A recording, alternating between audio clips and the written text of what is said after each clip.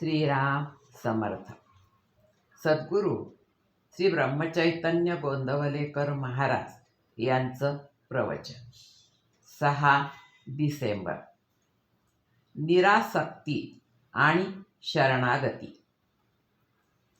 एखाद्याची सुरी असली, तिची लाकडी मूठ बदलून लोखंडाची केली, दुसऱ्याने चांदीची केली, कुणी सोन्याची केली, पण मारल्यानंतर परिणाम एकच. तसा प्रपंच चांगला असला, कसाही असला तरी तो सुरीच आहे. त्याचा घात सगळीकडे सारखाच. प्रपंचाची आसक्ती म्हणजे त्या सुरीची धार आहे. म्हणून आपला धंदा, नोकरी सगळे उत्तम करावे, त्यात मागे पुढे पाहू नये. पण त्यासाठी मी आहे असे नाही समजू कधी. नोकरी ही सुखाकरिता नसून पोट भरण्यासाठी आहे, अशा वृत्तीने जो ती करील त्याला तिची आसक्ती आणि अभिमान राहणार नाही.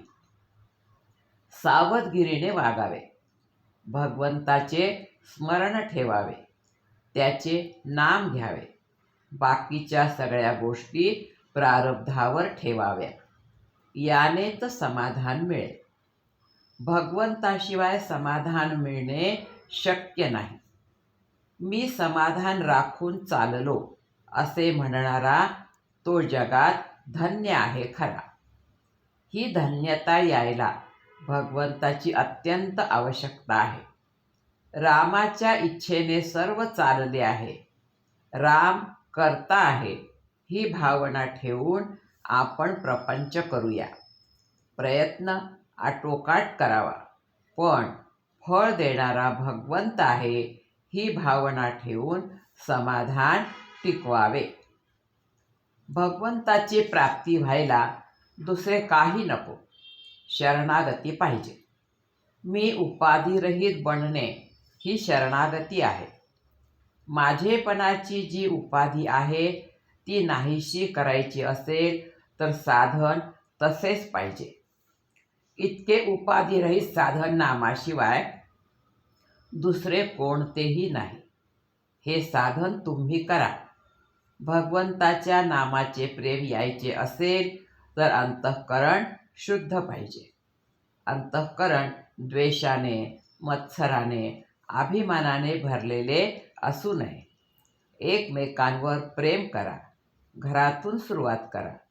मुलगा आपल्याला सुख देतो म्हणून नाही, पण माझे कर्तव्य म्हणून मी त्याच्यावर प्रेम करीन. निस्वार्थीपणाने प्रेम करणे हाच परमार्थ आहे खरा. त्यासाठी राम दाता आहे, पाठीराखा भगवंत आहे, ही जाणीव ठेवून तुम्ही राहा. ही जाणीव निर्माण करण्याकरता भगवंताच्या नामाची खरी गरज आहे. मनाची शांती मिळायला हाच मार्ग आहे.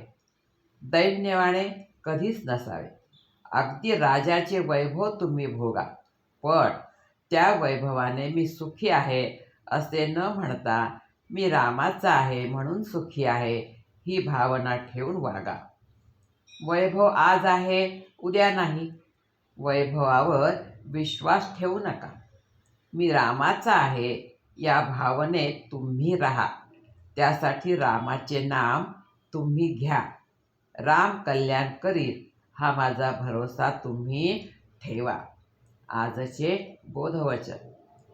सुख कशात आहे? सुख हे समजुतीमध्ये आहे, आणि भगवंताचे होणे ही समजूत तेवढीच खरी आहे. जानकी जीवन स्मरण. जय जय राम. श्रीराम समर्थ.